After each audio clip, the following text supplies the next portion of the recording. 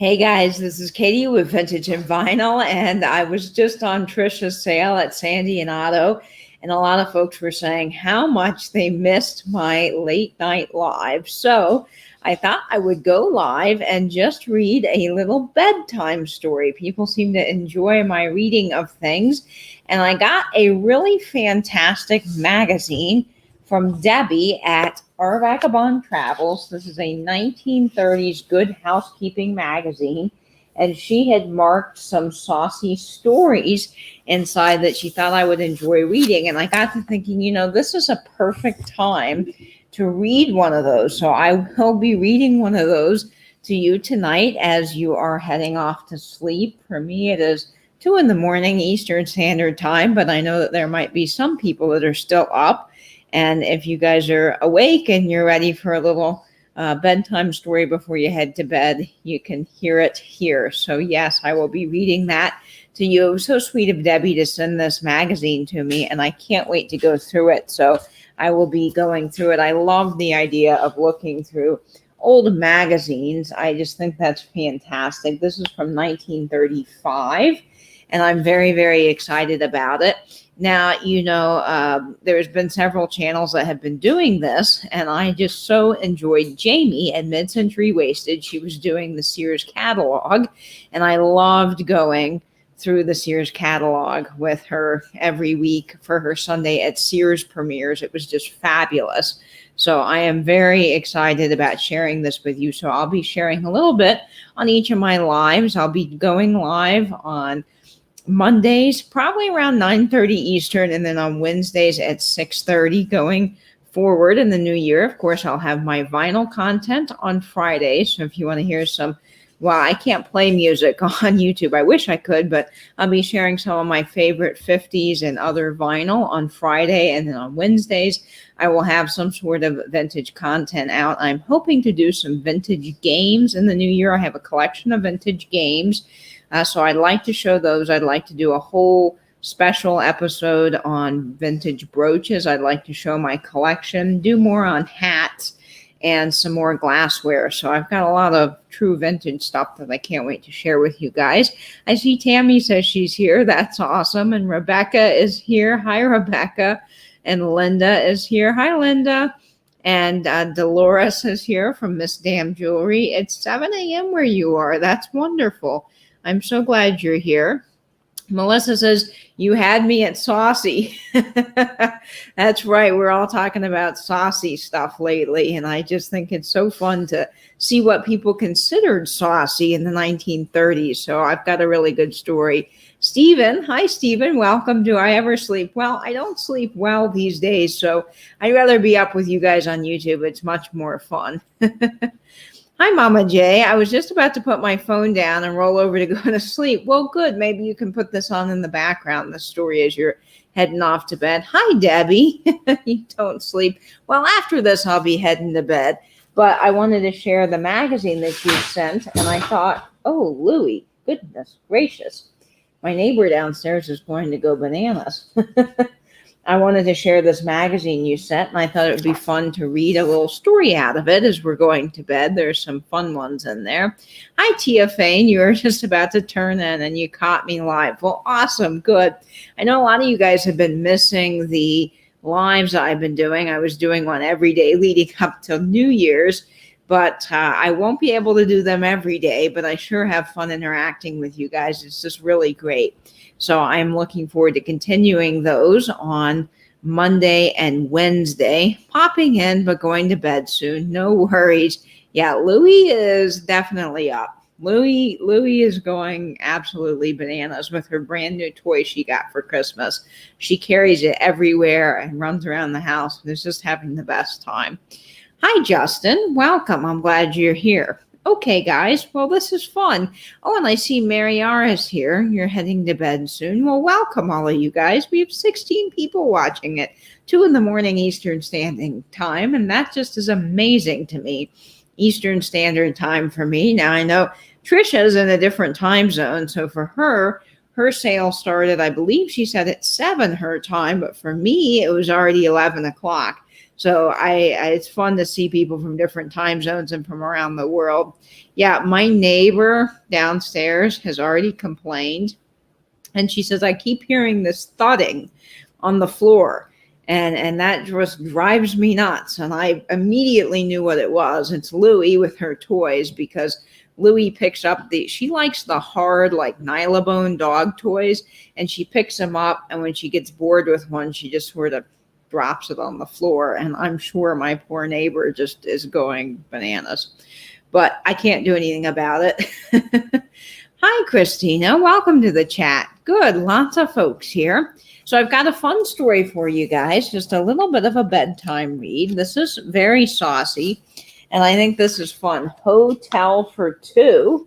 So I'm going to be sharing this with you, and I think that this is going to be really, really fun. Linda's saying it's 2:14 a.m. her time. Hi, Melissa. Welcome to the chat. I'm glad you're here, Melissa from Canada, and Jennifer is here. Hello, night owls. Yes, hello to all my night owls out there. I'm glad you guys are here. And it was so nice that this was marked. So it was really, really great. It was marked, Debbie marked that said, looks like a saucy read. It might be good to read on one of your lives. So that's what I'm going to do today. I'm going to be reading that. This is fun. This is by Agnes Christine Johnson, Hotel for Two, with a Cupid and an unbidden guest. So this seems pretty saucy right here. Look at the graphics on this, though. This is from 1935, and it's just really, really fun. Good Housekeeping magazine. Oh, you put your Christmas decorations away today. Yes, Tia Fane, I'm going to have to get to that soon, because I'm realizing that even though it's fun to keep them up, I really want my counter space back so that I can start filming more videos, because with the aluminum Christmas tree there, it's really hard for me to film in front of my Coke wall because I don't have a place now to set up my camera. So I might have to move things around a little bit. Oh, hi, Karen Radford. Good morning to you. I'm so glad you're here. Yes. And, great. Okay. Wonderful. Hi, Erin. Welcome to the chat. All right. So are you guys ready for a story? I'm going to be reading this. Now, I don't know. This is a blind read. I have not read this before. I have not practiced it. So we are going to be literally experiencing this story together, which I think is really, really fun. So this is by Agnes Christine Johnson. This is Hotel for Two, with a Cupid and an unbidden guest. When the girls at parties asked Greg Allen where he lived, he said, "Got house at the beach," real quick like that, and changed the subject. He didn't tell them the house had some 300 rooms, all without furniture, and a swimming pool that had never held water. He didn't tell anybody that the name of it was El Mariaso Arms. That is, not until he met Hot Jeffries. He didn't intend to tell her or to kiss her either. One flash of that flaming hair and those wild blue eyes, and he said to himself, "Uh-oh, danger, keep off," and proceeded to cut in her all evening, until at last he was able to steer her into the garden. "You and the garden have got to know each other," he said. "Mr. Gardener, meet Miss Huston Jeffries, who has the colossal nerve to claim California gardens are cold and bleak and stupid, while the humblest tillage in the state of Texas is all adrip with beauty and romance." "Hi, Mr. Garden," said Hot. "I've admit that you're pretty slick." The garden was pretty slick. Flower-bordered terraces stepped down to the crooked little woods pool. There were trees of willow and pine and sweet-blossoming Arcadia and ghostly Tismark and straight high eucalypti. And everywhere blobs of bright white moonlight made the tree shadows black and secret. "We could use this garden," said Greg. Hot laughed, and suddenly she was warm against him, and he was kissing her and wanting to go on kissing her, but he didn't. He broke away and grabbed her by the elbow and hustled her back to the burbling gaiety of the party. Got to scram home if I want to get up on time this coming dawn, he said, as if he were rushed with work. Prosperous young architect, he always pretended to be at parties. Rattling beachward in his old car to the lonely 300-room mansion, Greg thought about that kiss. And when he woke to a broad noon on his cot in the bridal suite of the hotel, he thought about it some more. Thought about how he'd like to phone that little redhead and date her up. Ride her out in the big 16-cylinder roadster he didn't have to that ritzy inn up Malibu Way where he couldn't even have paid the cover charge for dinner and a long walk and a long talk. But he knew perfectly he wouldn't phone her or date her ever. Well, a guy couldn't hung her for thinking. He put on a faded blue jean and yellow sweatshirt, and without taming his ruff of sunburned blonde hair, went down to the basement kitchen to fix his breakfast. He fixed it over a stove of canned heat set atop the cold 20-foot hotel range. His eggs were sizzling in the pan when a car groaned to a stop in the street above. There was a pounding on the front door. A girl's voice called, "Hi there! Hi there! Hi! Hi!" Greg took the stairs to the lobby 3 steps at a time and unlocked the front door. And there was Hot, more dangerous looking than ever. Streamlined green tweeds, a spot of a green cap on the red burnish of her hair. Those wild blue eyes, bluer than sunlight. "Whatever is the matter with this hotel?" she asked crossly.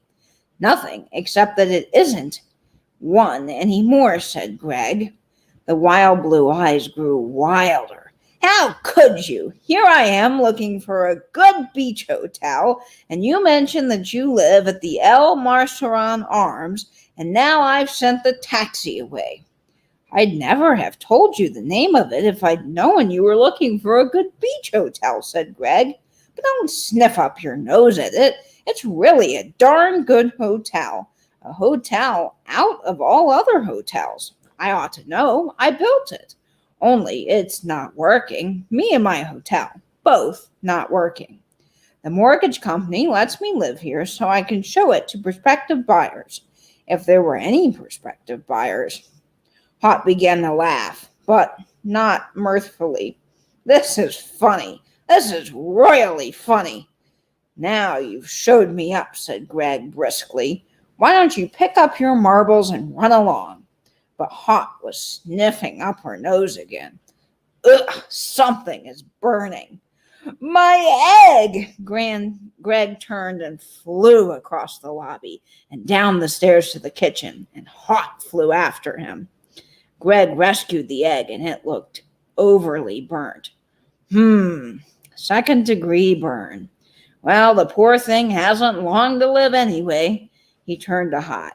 "And now, if you'll kindly drift away, I'd like to eat my breakfast." "I like things well done," said Hot. "Scorching seals in the flavor." "I'm afraid you're talking about something my egg hasn't got," said Greg. "How can I know until I try?" said Hot. "I hurried so to come out here this morning. I went fast without breakfast." She was pulling off the green cap. Greg looked at her and saw how her hair blazed in the spotlight of the sunshine that fell through the high kitchen windows. He had the most amazing longing to put down his hands and rumple that red gold glory. Instead, he politely drew out the only chair in the kitchen. "You can have half an orange, all the coffee you want to drink, and half of a burnt egg," he said. He sat on the edge of the table and poured Hot's coffee into the less cracked of the 2 cups. Hot sipped it and said, "Not bad coffee for a hotel that's really not a hotel. So you're a cook as well as an architect." "I'm not an architect," said Greg. "Haven't you got it through your beautiful redhead yet that I was only faking last night?" "You mean you've never architected anything?" "Nothing but this hotel. I built it a couple of years ago after I got out of college.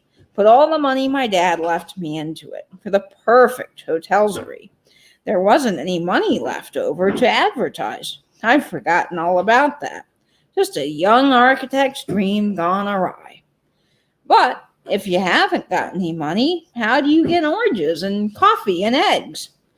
I don't always, only when a few pennies dribble in from some almost worthless stock, or when I win at bridge. I'm not bad at bridge. I asked to dinners and parties and used to fling a few myself in the old days, and there's always a spot for a presentable stag if he's kind to the hostess and appreciates the food. And how I appreciate the food. Friends know you're broke? Not how broke. The grocer up the street talks like he's a hotel clerk and takes messages from me so I don't miss any bids to eat out. And my evening clothes still manage to stick together. But electric lights and water must be high in a big place like this. But electric lights are candles, beautiful, and the mortgage company pays for the water. Sanitary regulations or something like that. Can't you get a job anywhere? Nope, I've tried. Friends and strangers both. Lately, I've given up. Too darned hopeless. I stroll the beach and chase the seagulls or just lie in the hot sand, hoping the hotel won't be sold. Not a bad life, and I rather enjoy it. Guess I'm a bum at heart. Well, said Hot, smiling, if you think you were a phony last night, how about me? I wasn't even invited. I crashed that party. What? Gasped Greg. If you could add my story to yours, they'd still make nothing, Hot went on. Small town girl whose father has a small business making small profits. Last year, no profits. Kinds of friends tell a girl she's got a movie face and a movie figure. Right, said Greg observingly. You do in a bathing suit, though.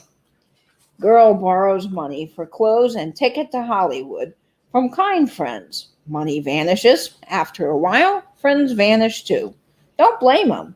Girl hungry last night. Reads about party and social column. Puts on gorgeous, unpaid-for frock. Walks to party and meets rich-handed, then let's say just good-looking young architect who lives at a marvelous beach hotel, and you're both a bust. But wait, I'm not complaining. I like this hotel. What I like most about it is that it hasn't any room clerk. Just what do you mean by that? Asked Greg. I mean, it's exactly the kind of hotel I need. No room clerk, no bills, no getting put out at the end of 2 weeks. Greg put down the coffee pot as he was about to pour Hot a second cup. I'm sorry I fed you that egg, he said. It's given you absolutely crazy ideas. What's crazy about it? You say that this place has 300 rooms in it. Well, you can't take 150, and I'll take 150. That won't cramp anybody. Whoever has any money to pay for the food. I'll have some, don't worry. There's a casting director who's promising me 3 days' work in a picture next week. Nothing doing, said Greg. Suppose someone came in and found you. Someone from the mortgage company or a prospective buyer. I'd hide, said Hot. I'm quite good at hiding. Anyway, didn't tell me there was any prospective buyers. Listen, if you can't pity me your poor hotel.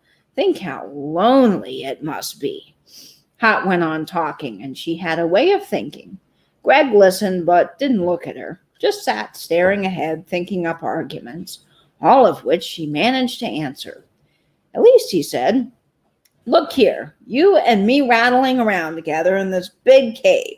Why would it be sort of like a desert island? And people on a desert island sometimes get emotional. I won't, said Hot. Last night I was just playing up to you because I thought you were a rich young architect who might date me for a few dinners. Oh, said Greg, thanks. Well, you certainly ought to make a good actress. Greg assigned Hot to Suite 5F01. It had 3 bedrooms, a parlor, and 2 baths. Also, it was on the top floor in the opposite wing of the building from his. Hot protested at all the flights of stairs she would have to run up and down working because there were no elevators. But Greg pointed out the beauties of the sea view so earnestly she finally gave in. He hauled up a cot from the basement. When the mortgage company had auctioned off the hotel furniture, they had forgotten to auction off the cots. It wasn't bad having Hot in the hotel. She would get up early every morning and fix breakfast, carving little pointed teeth in the half oranges, and when they had butter and eggs and milk, contriving omelets of surprising variety, then she would be off and her wild blue eyes afire with purpose to hunt for jobs at the studios, while Greg roamed the beach or just sat leaning against a heaped-up pile of sand, looking at the endless reaches of the sea. Came Sunday, and after breakfast, when Greg was about to go out on the beach as usual, Hot stopped him. She had a pair of blue jeans and an orange sweater. Her bright hair was swatched, nuked in a towel. "House cleaning day," she said. "Stick around and get busy." "We're not going to clean the whole place. 300 rooms?" asked Greg. "No, but we can do a lot in this kitchen. As far as I can see, your system has been to cook from one part of the range to the other. Something with the table. And we're all out of this table." Greg made a mop by tying up an empty cement bag to a stick, and he attached to the floor while Hot began on the table. She sang as she worked, "You're the top," after Greg sang too. It was fun, this house cleaning, bringing all about order and cleanliness from disorder and dirt. When Greg had finished the floor, Hot declared it was so clean she wanted to sit right down and eat off of it. But she didn't. Instead, she took an orange and went out to the hot sand. Greg went too and found her peeling off jeans and sweaters to a scanty yellow linen sunsuit she wore underneath. She let loose her bright hair and lay on her back, and her hands cupped her orange and squeezed its juice into her mouth. Greg looked at her and thought he had never seen anything so golden, so beautiful, and somehow before he knew his hand was stretched out to touch her bare arm. He drew it quickly back again, remembering the desert island. But Hot didn't seem to notice. "Greg, are you relation to the Gregory Allen of Memorial Park?" she asked him casually. "Grandson," said Greg. "My grandpop gave the land to the city. I ate my lunch there yesterday," said Hot. "It's a swell park." "Grandpop was a swell guy," said Greg. "Pioneer?" "Oxcart pioneer. Came all the way from Ohio. Took him 6 months. Some jaunt. He was always dodging Apaches who kept popping up at him from behind mountains, and one he almost died of thirst in the desert." Said Hot. She went on with her orange, sucking greedily until it was almost empty pulp. She threw it at the seagull and rolled over to look at Greg with serious eyes. "Greg, instead of hanging around the hotel and beach all day, why don't you go out and look for a job?" "I have," said Greg, "but it's no sale, and all I know how to be is an architect, and nobody ever wants an architect." "But all this new construction, that's the government starting, right? There's a man who's handling that in Los Angeles and hobby art. I've already worked for Mr. Hot." "Got fired?" "No, walked out. He changed some plans. I was submitting for a Claremont Library competition, and I was right. The plans didn't win." Hot sat up excitedly. "Perfect. By now, he'll have realized that he was wrong, and he'll welcome you back with shouts of glee. You don't know old Harvey. He's the most stubborn, cantankerous old oyster. Why am I building this hotel? Just to show him. And I showed him all right." Greg closed his eyes glumly and kicked holes in the sand. "But Greg, if you tackled him just right." "I'd rather tackle a howling wolf." You ought to know a lot about wolves. We sure have a nice fat one sitting right here on our doorstep." "Well, I won't go see old RVagabond," said Greg. "I won't." "I see." Okay, guys, this is continued on page 206, so just give me a minute to get there. Okay.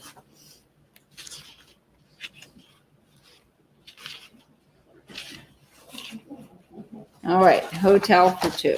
Here we are.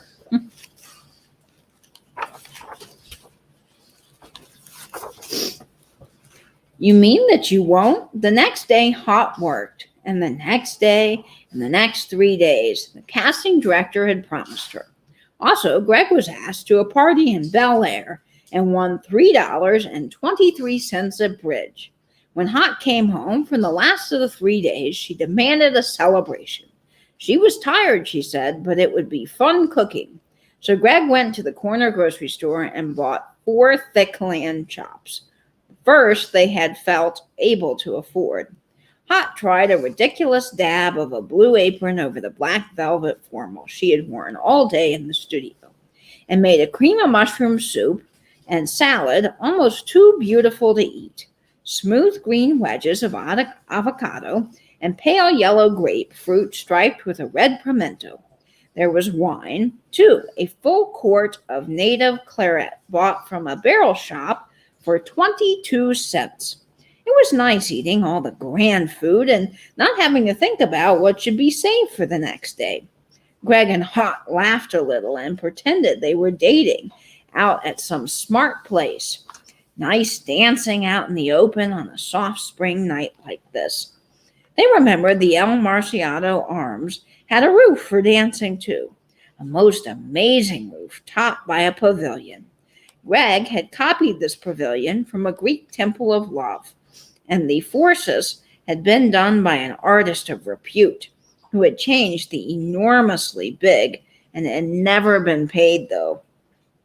On the way up the 6 flights of stairs, Hot fixed her face and patted her hair just as if she were about to step out before the smartest crowd in Hollywood. On the roof edge, she slipped on her lipstick and her compact, and then put them into Greg's pocket, tilted her back head, and began to sing. "You're the Top" was in his arms and singing, and they drifted into the starlight, round and round and round that vast space of roof. Greg thought all of the dancing couples for whom he had built this temple of love, ghostly couples who would never dance there, and he was a little sad. When the song ended, Greg looked down and saw that Hot was looking up.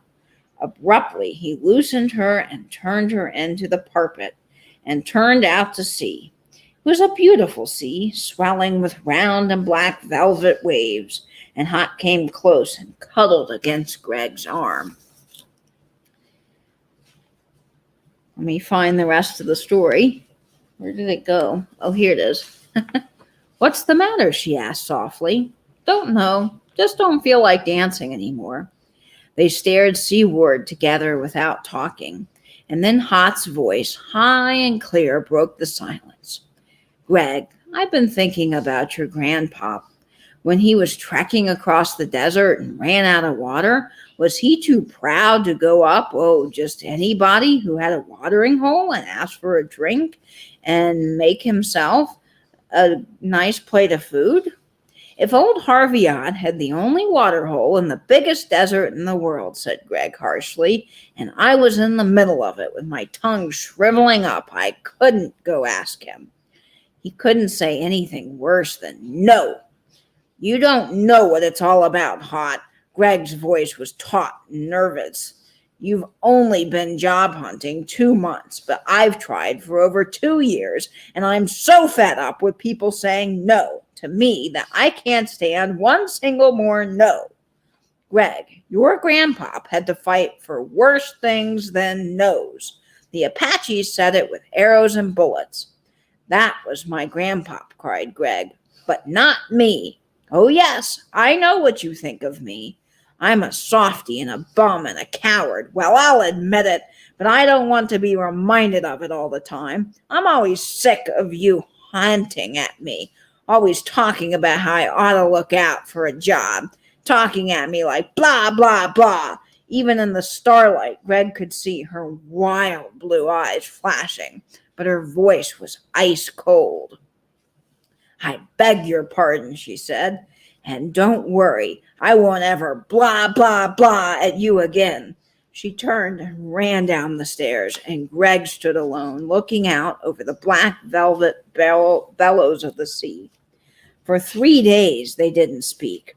Hot fixed breakfast as usual, and Greg dinners, but in silence. When she went off to look for work, she hummed little tunes as if she didn't give a darn.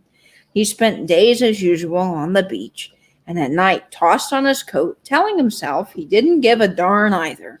Fresh brat! He was fed up with her anyway, and he wished she'd move away and let him softly be a bum and a coward in peace. On the third evening, there was a storm, a June storm, usual for California. Screaming winds and rain, and White-Tooth waved the chars up to gnaw in the vein of the farm foundations of the Elmira Arms. Hot came home looking wet and pathetic. She had bought a new dress with some of the money she had earned and put it on for dinner. It was yellow, clinging wool, soft as down of an old-day chick. Greg took one look at Hot in that dress and then bent his eyes to his dinner. Not that it was much of a dinner. Canned beans and raw tomatoes and some pretty awful bakery pie. Greg cut the pie carefully in half and was shoving Hot's share over to her when the footsteps came in. Footsteps in the lobby above them, heavy yet cautious. Footsteps compelling down the stairs. Greg reached over and pinched out the candle. "Keep quiet," he whispered to Hot, and pulled her back with him, close against the wall. He could feel her body tremble against his. A ray from a flashlight came into the kitchen and moved around the room, exploring. The dark shape of a man followed it, and the light found the table, and the man made a guttural sound of surprise. He moved to the table and put his hand into the light of a flash. Hot pulled loose from Greg. "Hey," she said, "that's my pile." The man whirled to face them, blinking into the painful glare of the flashlight, but could not see much as a sense of revolver pointing at them. "If you're trying to stick us up," said Greg, "you're wasting your time. We're broke." The man didn't say anything. With his free hand, he found the candle, lighted it, and sat down and began to eat Hot's pile in hungry gulps, as if he hadn't eaten for a very long time. They could see his face plainly now in the light of the candle. An odd face, dead, gray eyes, gaunt cheeks with irregular dents in them. Greg had a feeling he had seen that face before. "Got any more grub?" The man's voice was taut and hoarse. "Coffee," said Greg. The man pushed forward one of the cracked cups. "Fill her up," he ordered. Greg stopped forward gingerly and did so.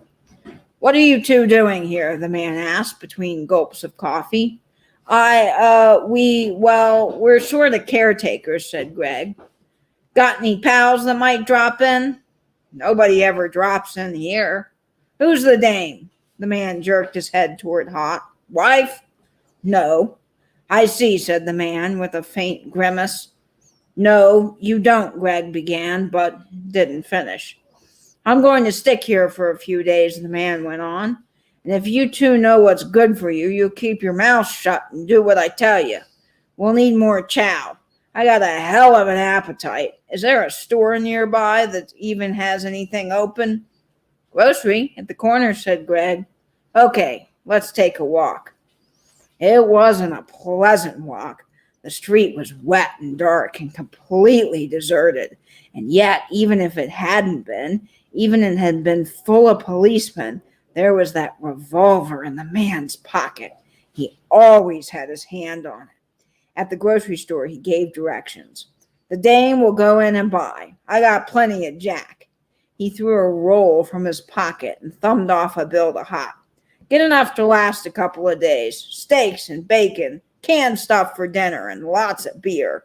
Me and your boyfriend will wait outside here, and I can watch you through the door. And if you say anything that makes the grocery man look startled, I still will see the boyfriend, and then you won't see him again." "I see," said Hot. "Going in, then," said the man.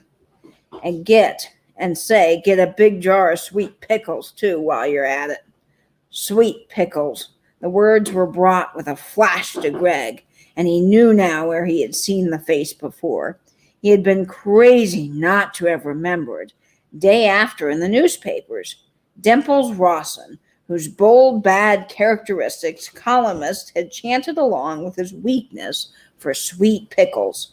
They were back at the El Marcerano Arms with the food, and Rawson ordered Greg to move his cot out of the bridal suite. "Till sleep on it in the hall in front of the door," he said. "You two can stay in that room. But remember, I'm a light sleeper, so be quiet." Rawson didn't let them have the candle, and as they went into the dark room, Hawk kept close to Greg. He guided her toward the window and told her to lie down, and he'd sit up and keep watch.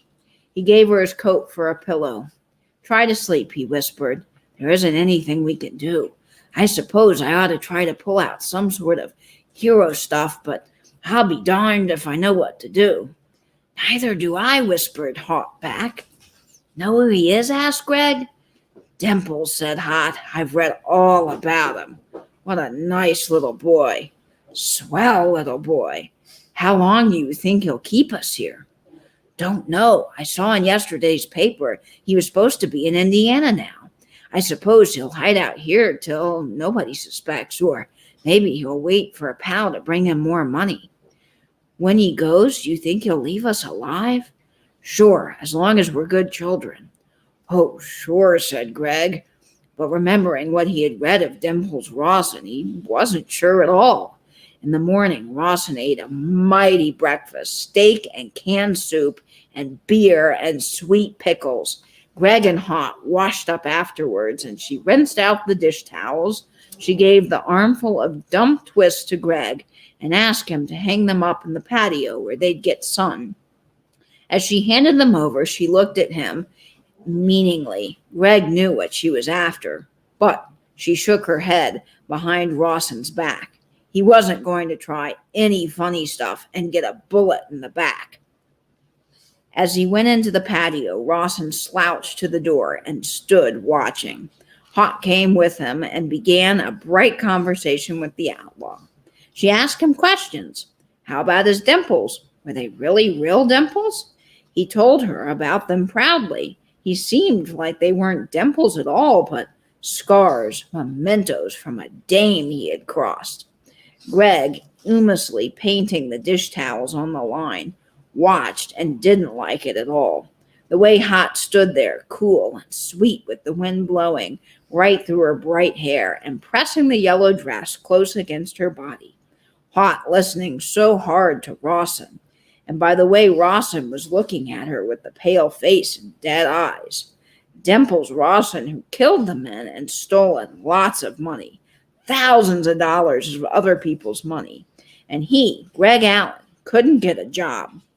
A slow anger shook him, and his hand went to his coat pocket and clenched around Hot's lipstick that had, by some miracle, was still in there.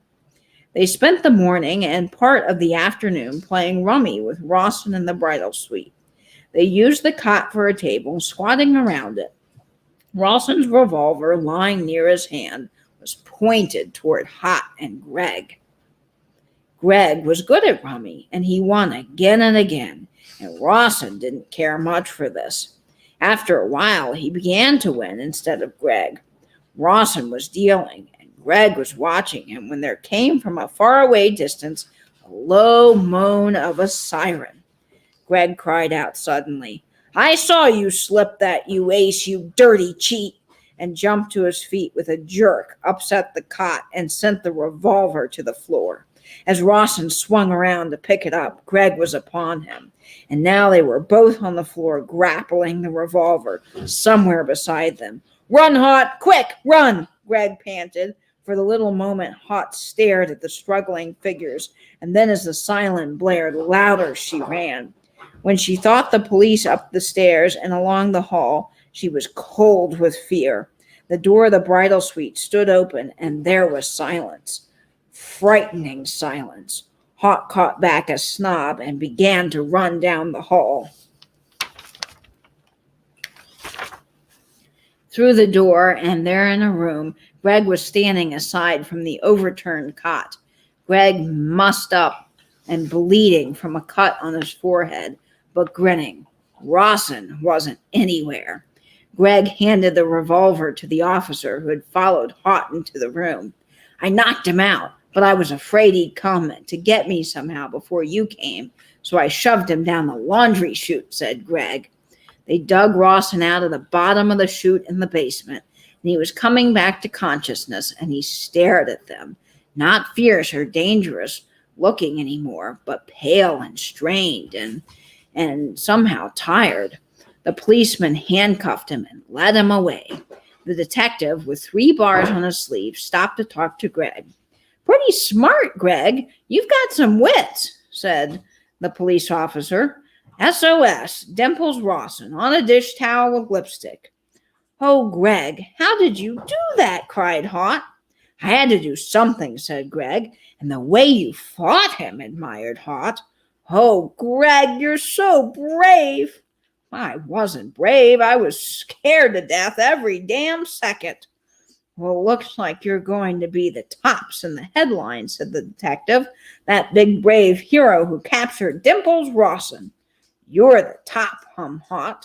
For 3 days anyway, finished the detective. And now you better come up and give the news story to the news people outside. Some story, Hot whispered as they turned to follow the detective to the basement stairs. Us camping out in this hotel and all. Think it will help get you a job in the movies, or it will sound too much like a scandal? Greg asked. Think it will help you get a job? Asked Hot. I don't know. It doesn't matter about me, said Hot. But Greg, if you could sock a horrible bandit like Dimples, I don't see why you wouldn't have the nerve to face old Harvey. Say, Greg took a grin up his face. After this, I'd have the nerve to throw old Harvey down a laundry chute, or even, he was going to say, to kiss you? But he didn't say it. And when Hot kissed him back, well, somehow, he knew someone wasn't acting. Well, guys, that was it for this story. Boy, that took a turn. Holy moly, that was just so fun to read. Wow. They get held up, and I mean, wow, there's romance, there's a little bit of action, and for the 30s, holy moly, that seems a little bit racy, but that was fun.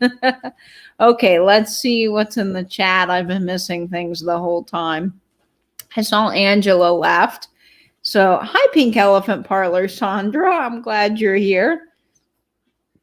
Oh my, yes, house cleaning is so romantic. Well, if you put some music on, I guess it is, and she's in her little scample dress, she's dressed scampily. I'm cracking. I said that wrong. I'm cracking up that she has no other name than Hot. I know, and it's spelled H-A-U-T, Hot. Night, Tammy. Oh, not a deer. Yes, it's spelled very strange. Let's see. Okay, Melissa, got it to me before me. After the heater, I went to get one of Katie's pens. She has a slim one that would fit my hand better than thick pens. Oh, I would love to make one for you, Nancy. Yes, if anybody is wanting my website, here's my email address, and you can go to www.katiescreations1.com. I'm in the process of moving my shop right now, so I'm not taking orders until I get moved into my new workshop, but then I'll be able to take some orders. Oh, I'm glad you had fun, Debbie. Thanks for watching. Sorry, I cut and posted. Did not realize that was the email. Oh, Nancy, that's okay. No worries. I'm glad you enjoyed the reading, Christina. It was fun. I've never read from a magazine that had parts broken up like that. So there was a little bit of a learning curve for me reading that because the print was small. But I think it was fun. That story, oh my word, that was some story. Rattling around, is that an old term? I'm wondering about that. Arguments, yeah, that's what he was thinking about. In a 300 hotel room, I don't think they'll find her, dude. They are likely to get together and steal folks' wallets. Well, that's what I was thinking, is that they would become like bandits on the run together or something like that. Dirty, rotten scoundrels. This is beginning to sound a lot like that movie about the two scammers that had Michael Caine and Steve Martin. Oh, yes, Nancy, I know what movie you're talking about, but I have no clue what it is. Well, at least they have two cups, right, Tia Fane? At least they have two cups and like a table. Frock sounds real saucy. All right, two scammers, perfect couple then, right? That's what I was thinking. A bum, a redhead. Oh no. Change my mind. I don't want him. He's not a real architect with money, so I'm just going to kick him to the curb. He has given up and lives in a big hotel alone. Yeah, he's a bum. I just thought it said scary, not saucy in the title now. It makes sense. It was a little bit of both, I have to say. Is he petting something else? I know, right? What would Penny say? Sounds like the setup for an episode of Haven or Supernatural. I know, right? Yeah, because ruffling a woman's hair is the first part of their body the guy wants to grab. Well, I guess that was the sauciest thing they could say in the 1930s. This was written in 35. So, I'm sure that they couldn't go into much more detail. But the fact that there was a bad word in it, well, we don't consider damn that bad now. But then I was like, whoa, for the 30s, that's very interesting. 21 and over, right? You got to be 21 and over to listen to this story. Oh my gosh. I hope this isn't going to turn into The Shining. I know, right? Hi, Chastity. I saw my friend Chastity was in the chat. I miss and love you so much, too. I hope we can get together when this pandemic ends. Let's see. Katie, I still have that magnolia wood to send to you. I am waiting until you get the shop moved so you don't have to move it around. Oh, Nancy, thank you. That is so sweet. Yes, I think I found a really good spot. So I'm going to be going, hopefully, to see more of it. I got to call the number, and I'm very, very excited about it. So I think that will be fun. Let's see. Scoundrels movie. I am misspelling things tonight. I have an awful time with Tammy Vintage Tidbits name in my live chats. You can guess why after I mistyped this. Oh no, Nancy. I know. I think Vinny was saying that he didn't want to say that name one night, or a name similar to it, because he didn't want to mess up and say something bad. Sex Hour Tank 2. It's pretty after hours racy stories. Do we have to pay Katie $3.99 a minute? Nancy, that's hilarious.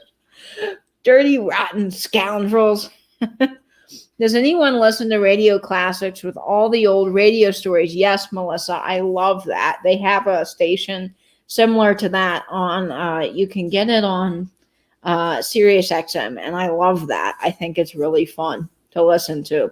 This was a great story. Debbie, I don't know if you're still here. You've probably already gone to bed, but oh my gosh, this was fun to read. This was really fun to read. And there is a lot more of these stories in here. So I can't wait to read. Like, let's see, what's this other one?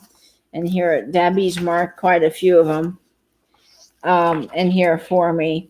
This one is Hidden Ways. Hidden Ways. So there's quite a few. I might have to title this something. Oh, what's this one? The Unbroken Rhythm. Okay. There's quite a few stories in here.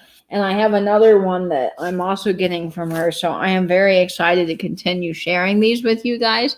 So I think that what I will need to do is title this something clever. Like I think it would be really fun. Yes, the After Dark show, something like that to entice people in. Because, I mean, even you think about this for the 30s, it's racy. I mean, then that probably was like, oh my gosh, the language and, the fact that they're touching and kissing. Like, I mean, it didn't get that far, but we can all imagine what probably happened. But still, I mean, that's a lot for 1935. And I would just love to see, people's reactions when they were reading this back then. I wonder if Spotify has any of the old radio programs. When I was growing up, there was a channel that replayed them. Yes, Nancy, there is now on Sirius XM, but I don't know if there is on Spotify.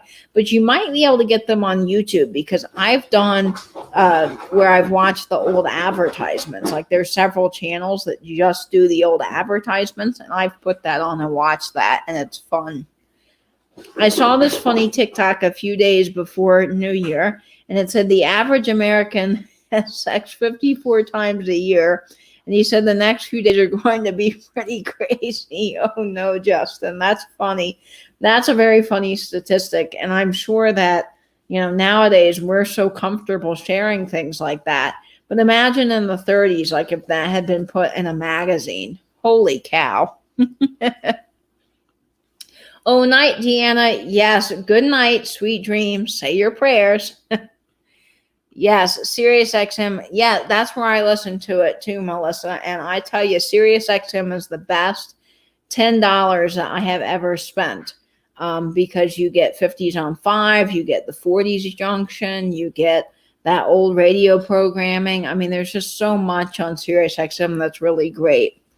Or is it the other Debbie? I know Debbie. We have several Debbies. I was talking about Debbie at RVagabond Travels. She's the one that sent me this fabulous magazine. And I'm sorry to confuse you. It's hard in the chats when you're saying hello to people and you finally learn their first name. And then there's multiples, like Michelle. There's a lot of Michelles. So what I like to do is put like Michelle. And then I can, if I'm trying to type fast, I can just put Michelle Comfy or something like that. And I hope people know what I mean in the chat, because I'm trying to type quickly, to get what I need said. So Nancy says, my average has not been that high in so long. I don't remember where the parts go. Oh no, Nancy. Well, Michelle at Comfy Cozy Living was talking about how she went shopping recently, and she said that it was good, and she was worried that maybe things would be a little tough since it's been a while, but she apparently had a really great time shopping, so we're all happy about that. Carrie, I woke up to pee and checked the time and saw the notification you were live. So I officially think that Katie is a robot and doesn't sleep. She just goes into low power mode in the corner at night. Carrie, that's hilarious. I promise I am not a robot. Oh, that's hilarious. Okay, night, Debbie at RVagabond Travels. You have a great night. Thank you so much for this magazine. It was fun reading you all a bedtime story out of this. I really enjoyed it, and it was definitely fun. Yes, you missed the Saucy magazine story, but you can go back and hear about Hot and Greg and all the, racy stuff that was happening in 1935 in this magazine. Carrie, that is why she wears the hat. The port is for the power plug under the hat. Oh, my word. You guys are hilarious. I love this. Carrie, I love it. I love it. And Nancy too. Yeah, my hat at night, I hang it, this hat that I'm wearing is Warwick hat made in England. This was my great grandfather's hat, Papa B. And I put it on the hook every night in my closet. So maybe that's sort of like my charging port, as I hang it up and it charges. And then when I put it back on, the hat gives me power. I don't know. I'm going back to sleep now. Take care. Katie, don't forget to recharge. I won't, Carrie, and I'll see you tomorrow on all of the chats. Thank you for the laughter. That was much needed. Good night, Debbie. Yes. Make sure you watch it with the live chat going.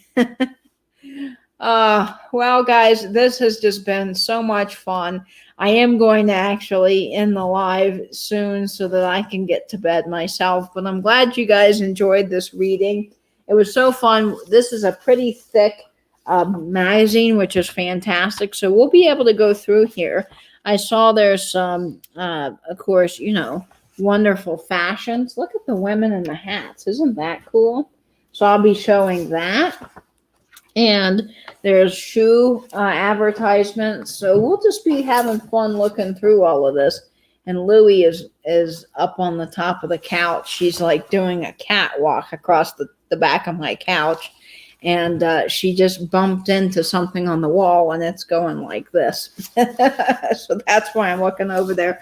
Oh, look at this. A cake without flour or butter. A Brazil nut cake. Okay, maybe I'll have to try that too one day on one of my lives. This was fun. Night, Tia Fane. I'm glad you enjoyed the reading. I'm so glad you enjoyed it, Sandra. That's fantastic. I do. I enjoy reading, and I usually like to practice it several times before I read it live so that I'm a little bit more smooth. So, but this was just sort of fun to go on live and do it with you all. And of course, I'm not all dolled up either. I mean, I've got my hat and my brooch, but I don't really have fancy anything else on. Ooh, that might be good, Justin says. Who knows? Oh, good night, Logan. I'm so glad you got a chance to join in on this. So glad to have you on my channel. Yes, go to bed now. Love your readings. Your voice is so relaxing. Thank you, Melissa. I appreciate it. Cam's Folly, great fun. Thanks so much, Katie. Oh, thank you, Cam. Thanks, guys, for commenting and watching. I can't believe at 3:06 a.m. Eastern time, we have 21 people watching. So thank you, guys, for joining in on this reading. We will be doing more. Don't worry about that. I'm going to have a lot more for you all coming up soon. So we'll do more of these bedtime readings. I think all of you guys seem to enjoy that. So maybe on my Monday night lives, because I'll be going live about 9:30ish on Monday after Tim's sale at Over the Years. Maybe that will be my night that I do my readings from the magazine, and we'll do some more saucy stories. So yes, thank you. We all need to recharge. Yes, we do. Oh, glad you enjoyed the story, Linda. Thanks for joining in. Thank you for reading us a saucy story. Perfect way to start my day. Oh, good, Dolores. I'm so glad. Yes, it was a great story. Thank you. Love to have someone to read to me. Good, Rebecca. Yes, get some sleep or charging. Okay, so I am going to go put my hat on the peg so it can charge up and give me power. So tomorrow I will have lots of energy. And then I'll have to plug the brooch in too. I'll make sure all my brooches are plugged in so that they're getting charged too. So I'm going to go charge now. But I love you guys so very much. Thanks for joining in on the saucy reading. We'll be doing more of them soon. And I can't wait to see you all this week for some fabulous content. Okay, guys, that's it for me. Much love to you all. And I hope, as always, you will stay in, stay safe, and binge YouTube. Bye-bye now.